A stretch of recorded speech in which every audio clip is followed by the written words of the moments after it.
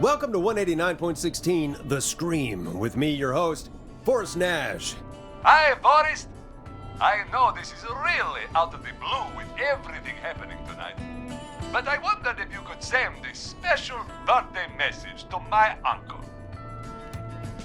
No, I don't wanna. Oh, come on! It's his birthday. I won't have a chance to do it again until next year. May as well, Forrest. Fine. What's his name? Thank you, Forrest. He's my Uncle Ronnie. His first name's Peter, but he never liked his name. But since he always had salt and pepper hair, even as a kid, can you believe it? Folks always called him Pepper. Thanks for the history lesson. Is there anything besides happy birthday you would like to say to Mr. Pepper? Oh my god damn it! Yes! Tell him he can get the best birthday deals and party packages here at Putney's Pizza. Starting at You son of a bitch! Stop calling us! God damn it, Peggy, this is your fault. My fault? I said I didn't want to do it. Don't blame me because Brian Ponte can't control himself. Ah. Don't worry, we've already got another caller on the line. Just pick it up, okay? This is 189.16 The Scream. I'm Forrest Nash. You're on the air, caller.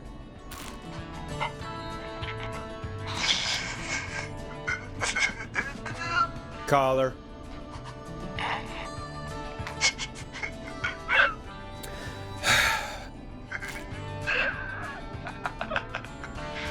Ponte. Ponte's Pizza always delivers.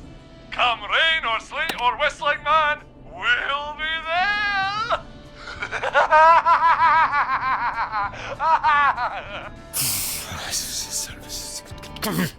Forrest? Forrest? Are you okay? Forrest? I hope the Whistling Man gets in with his own pizza slicer. Jesus, Forrest? Sorry, that was too much. It's okay. It's been a high-stress night. Don't worry about him anymore, okay? Not for tonight, anyway. I think he's spent for now. We've got another call, whenever you're ready. Folks, don't spend your money at Ponte's Pizza. That's all I'm gonna say about that. Moving along, I'd like to welcome another caller to 189.16 The Scream, with me, Forrest Nash. Who, may I say, is calling? Well, hello again, Forrest. Don. Don? We played your song, Long Ride Home. Did you hear it? Can you tell us? Never mind that now. First, I'm calling because I need your help. Don, we had a deal. Kept my end. Who is the next target? Oh, it's too late for that now. I'll be the judge of that. Oh, fine. Chuck Brody was the next target, but that ship sailed. How did you know it was Chuck? Well, if I tell you, I might just put more people in danger. People are already in danger. This might help. Forrest, I don't have time. I need your help. Do you mean Yes, he's after me now. you? I think so. He must have heard me on the radio helping you. Helping? You didn't exactly help. Maybe I've been helping more than you know. I was out following a lead, trying to work out who would be next, after Chuck. And what happened? And I started to feel like I was being followed. I came back to my apartment building, but this newfangled security system has me locked out. I need you to help me get inside. Can a neighbor let you in? I only moved in last week. I don't know anybody yet. There's not even a buzzer here, only the keypad for the entry code. I need that code to get inside. Which apartment block do you live in? Maybe one of our listeners lives there too. It's the new Woodside apartment building between the town hall and the trailer park, but I doubt any of your listeners live there. I don't have many neighbors. Sounds like a prime piece of real estate. Sound really carries at night. Shit. I'm guessing you're not a dog person. No, I'm not. It's my neighbor's dog. Boy, I wish he'd muzzle that thing and... Oh. And now he's blasting David Scopo out of his window. This night can't get any... He's coming down the street. I don't think he's seen me yet. Forrest, please. I need your help. I need the code for that security system, or I'm gonna die. What's the name of the security system? There's a sticker on the box. It says Starling Security 4000. There's a keypad, and it looks like it wants a 6-digit number. Starling Security 4000, huh? That's right. Very newly installed. I need the key code before the Whistling Man gets me. Yeah, of course. Don't worry, Don. Thank you, Forrest. I knew I could count on you. I'll sit out of sight. Call me back soon. All right, folks. Here's a little tune for you all to enjoy while I try to break Dawn into her apartment. You were pretty quiet there, Peggy. Forrest, was it just me, or was there something... Yeah, it wasn't just you. Something was weird about that. Yeah, well, tell you what, we have a Starling 4000 or whatever here at KFAM. Clive bought one for the station. Maybe we can find something to help. Well, I'm not sure who, but to help someone.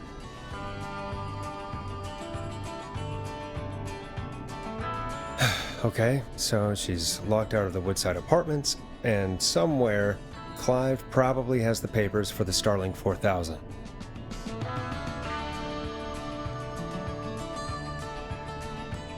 Welcome back, Forrest. Find anything? Nothing by way of key codes. I see. Any ideas, Peggy? Dawn says she's stuck outside the Woodside Apartments with the Whistling Man nearby. She's locked out because of some new security system. Yeah, the Starling 4000. Right, and we had the same security system delivered here. Clive was going to install it, so check the basement. I'd guess that's where Clive would have stuff like that. Thanks, Peggy. No problem. Don't take too long.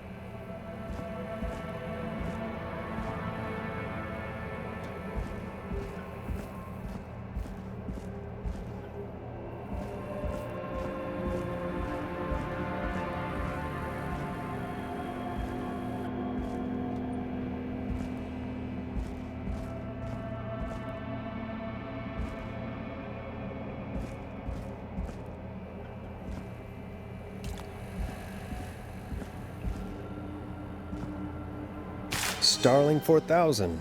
User manual. Ah, these codes should come in handy.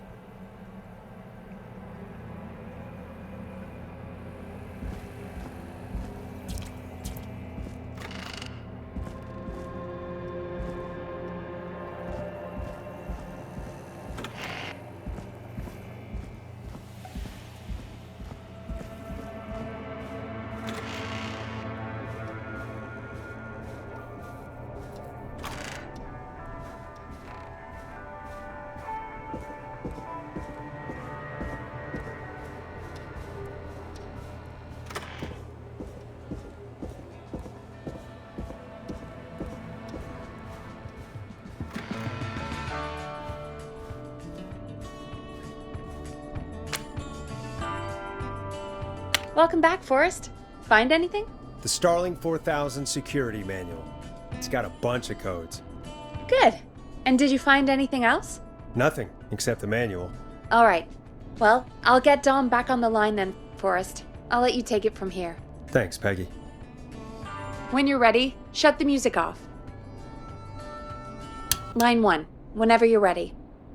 Don, are you there? This is Forrest Nash from 189.16, The Scream. Oh, thank God you're back. I'm so afraid. What's the code to the gate? The code is 191519. Thank you, Forrest.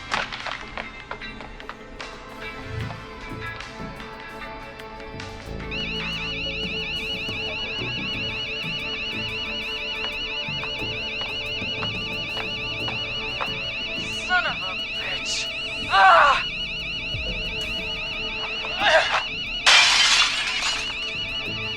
Is she?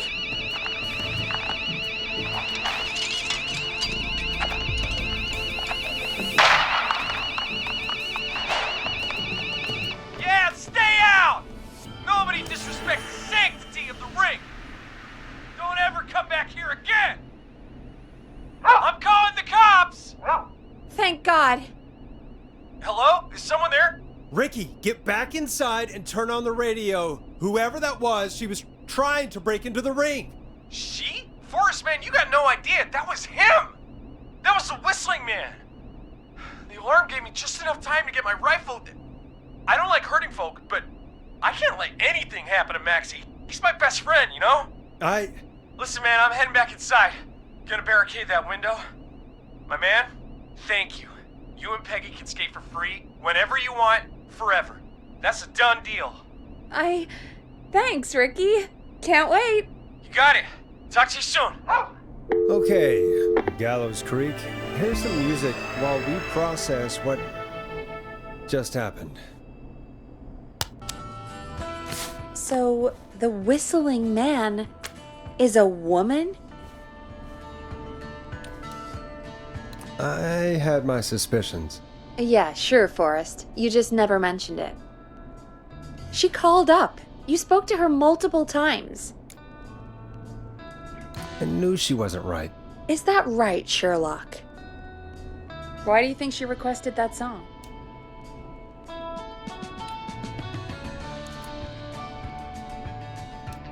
To mess with us?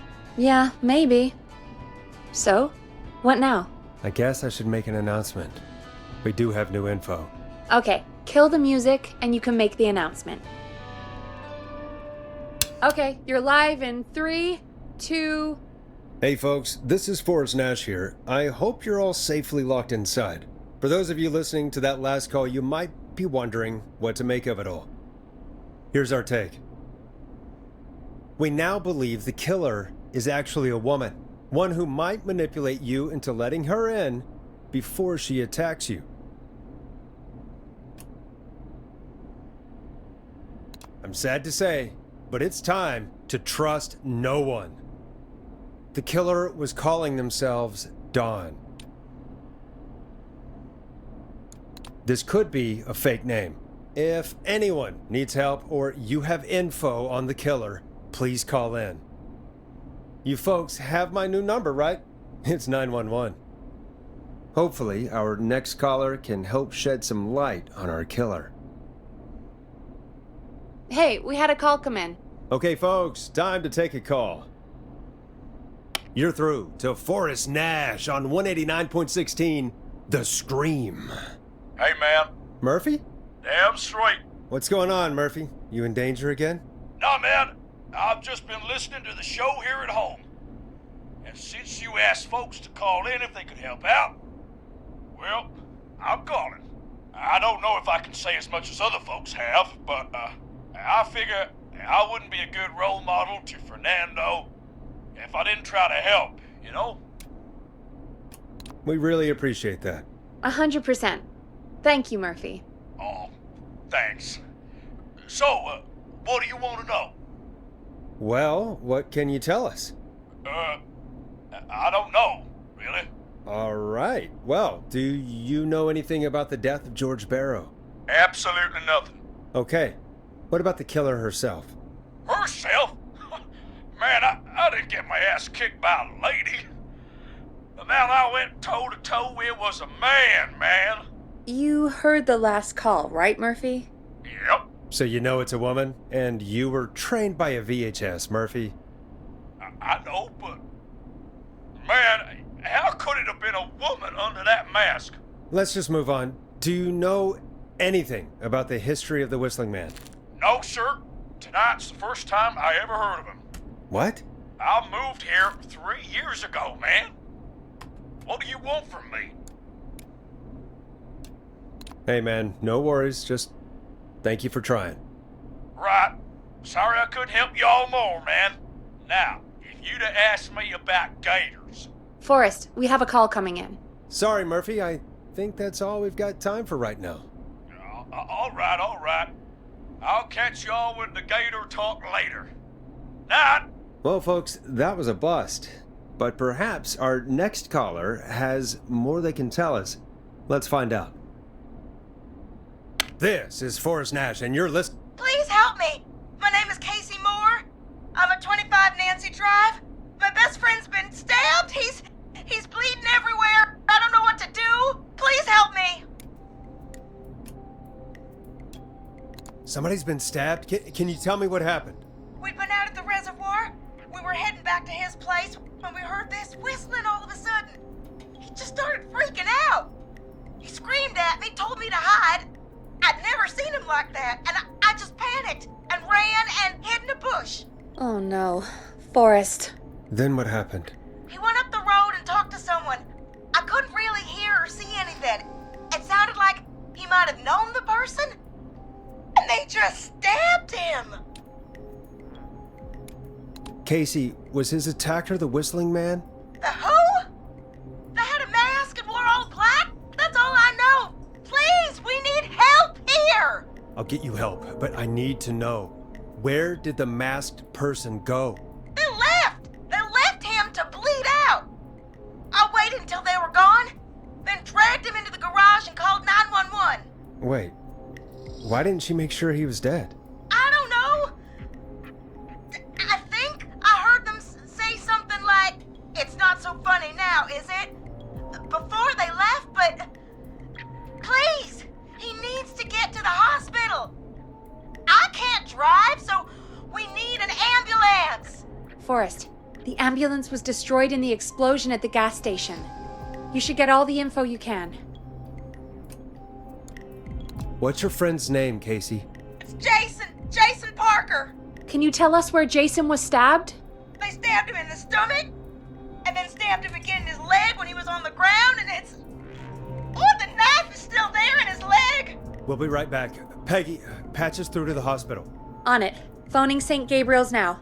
Switch to line 2. Hello, St. Gabriel's Hospital. How can I help you? Hi, this is Forrest Nash from 189.16. We have a stab victim at 25 Nancy Drive named Jason Parker. He's been stabbed in the stomach and the leg. He's bleeding heavily. Oh, God, I'm sorry. But the ambulance is... well, you know. I know, but please, we need something, or he's going to die. Forrest, Listen, you're going to have to get him here. We need to see him, and we can't get there ourselves right now. We don't have any way to drive him right now. And even if we did, he's bleeding out fast. All right, listen. We need to buy him time to get here. That means stopping the blood first, and then finding someone to stabilize him. To stabilize him, you really need someone with first aid training. Do either of you have any? No. Me neither. Damn it.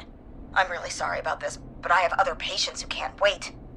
All I can do is talk you through the procedure as quick as I can, and then leave the rest to you. You think you can handle that? We don't really have much choice. Hit me. Okay, from the top. If he's bleeding out, then you need to get him comfortable and try to stem the bleeding. Lay him down. Apply continuous pressure directly to the affected areas. When the bleeding slows, get a clean cloth of some kind and hold it over the wounds. Get them comfortable. Apply pressure. Clean cloths when slowed. Got it, I think. You said he was stabbed, right? If the object he was stabbed with is still in him, don't take it out. It's stopping the worst of the bleeding right now. If anything, you should secure it so it stays where it is. I wouldn't have thought of that. It makes sense, though. God, that was a lot of info. But I think we can handle this. Glad you got it so far, because there's more to go.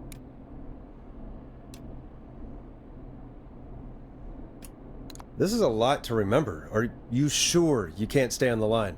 We're wasting time. Please, just let me continue. If he's lost a lot of blood, he may enter shock. If he does, act fast. If you applied a cloth and it's bleeding through, don't remove it. Just apply another on top of it.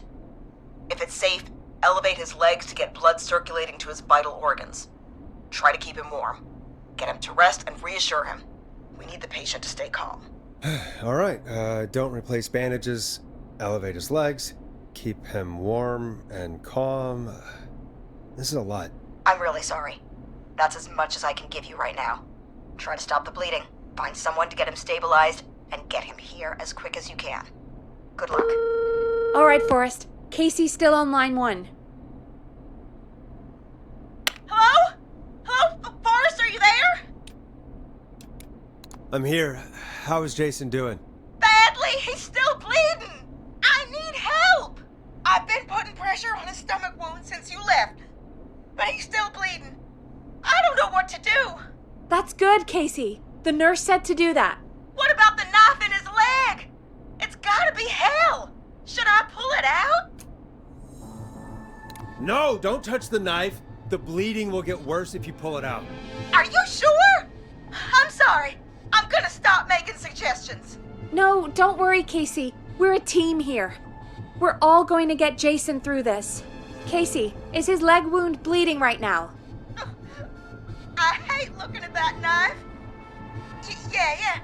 It's bleeding. His stomach is worse, though.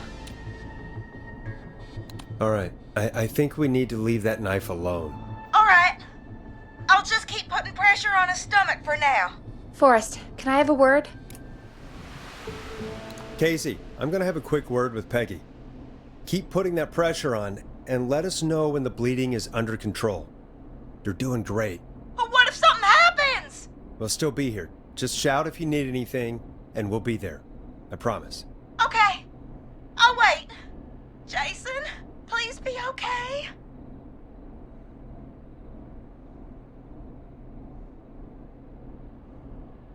What's up, Peggy? We can't stay on the line with her all night. Dawn is still out there. What if other people need us? You're right. She's probably on her way to her next target right now. Exactly. And you heard the nurse. We need someone there with training who can stabilize him. He's got to get to the hospital somehow. Any suggestions, Peggy? I might. A little before you started working here, KFAM did a mandatory first aid training course. Me and Karen missed it because we were away on a producer getaway. You skipped it, didn't you? Never mind. So, how does KFAM's first aid course help us? Casey said they're at 25 Nancy Drive, right? Yeah? Why? They put up a bunch of cheap houses around there about 10 years ago. So a bunch of people here at the station live around there. Do you think any of them could help Casey and Jason? Probably, but I don't know who lives there. And since I missed the training day, I don't know who knows first aid. Could you call them and ask? I don't know everybody's numbers. I've only ever called Karen. Everybody's personnel info is probably in Reggie's office. Got it. I'll look through their files in Reggie's office. It's a life or death situation. I'm sure they won't mind. Right. But there are a couple of problems with that. It's sensitive information, so Reggie probably locked it in his safe. Great. Do you have any idea what the combo for the safe could be? Not a clue. Reggie's a serial note taker, though. Maybe something in his office will give it away. Right. There is something else. I'm not gonna like this, am I? Have you ever heard, "The future is floppy"? Peggy, what the hell are you talking about? I'm talking about floppy disks. Floppy disks are like these futuristic things that have information on them. You put them in a computer and they do something. Peggy, I know what a floppy disk is. Anyway, Reggie decided that the future is floppy and started phasing out our physical records and replacing them with these floppy disks. I imagine it's the same for our personnel files. That's good to know. Since we haven't heard anything from Casey, I'm guessing Jason's okay for now.